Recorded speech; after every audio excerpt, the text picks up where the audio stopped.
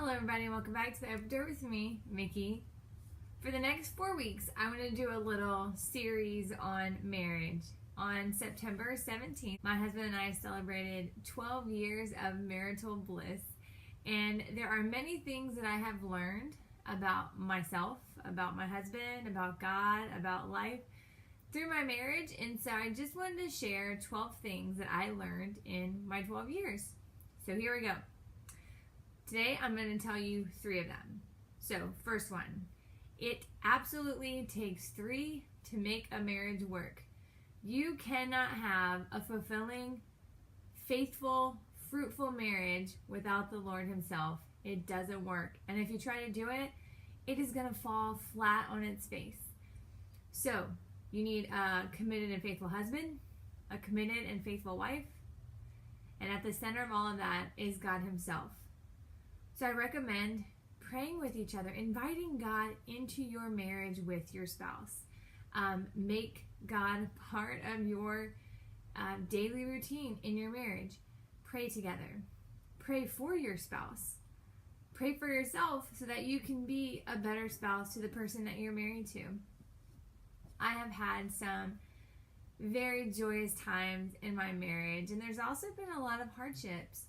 And I couldn't imagine fully being able to embrace all of those joyful moments without knowing that God's hand was in all of that. I couldn't imagine sort of climbing those mountains or going through those hardships without God's help. It's not possible. And in moments when I just don't know what to do or where to go or how to handle a situation, or before we have, a discussion, praying together, inviting God into your life as a couple, because it is with God that He anchors that relationship. And if we're holding on to the hand of Christ together, it is really hard to become separated. So that's my first one. Pray. Lesson 2. And this one, my husband and I, we're terrible at it. But date your spouse. Who you were when you met your spouse or when you got married, they're not the same. When I first met my husband, he had Smurf blue hair. A cutest guy I had ever seen with blue hair. Mind you, he was the only guy with blue hair that I'd ever seen, but he was still so cute. And it's fun getting to know him and learning about who he was, his gifts and talents, his dreams and aspirations.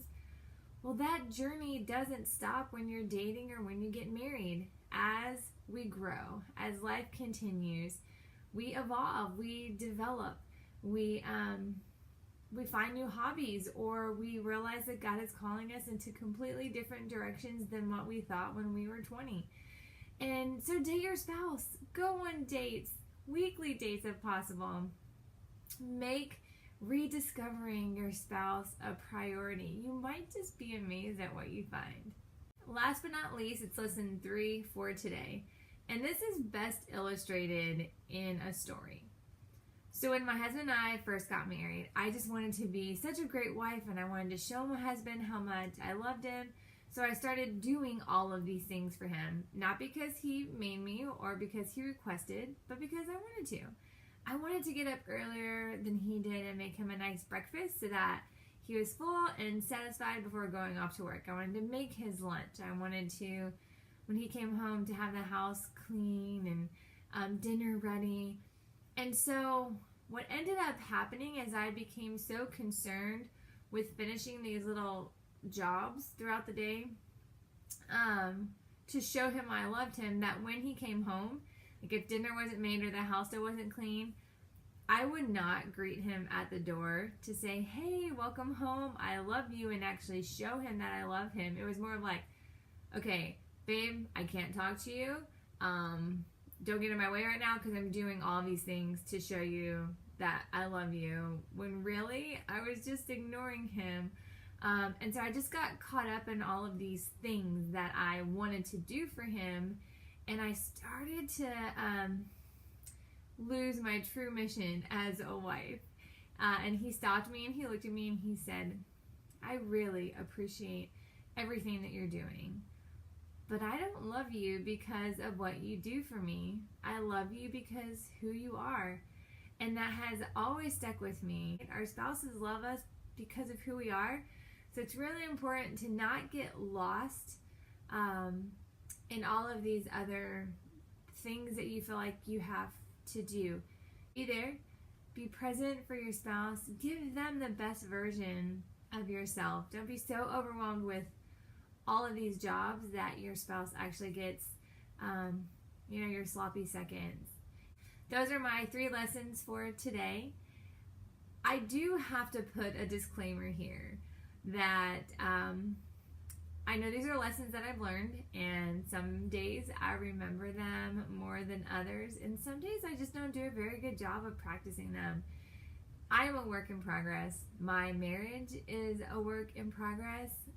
And so these are things that I have learned, and hopefully I will do better at sticking to them and remembering them. I hope they have been helpful to you. If you have any lessons that you have learned in your years of marriage, I would love for you to share. I hope that you have a great week. Take care and God bless.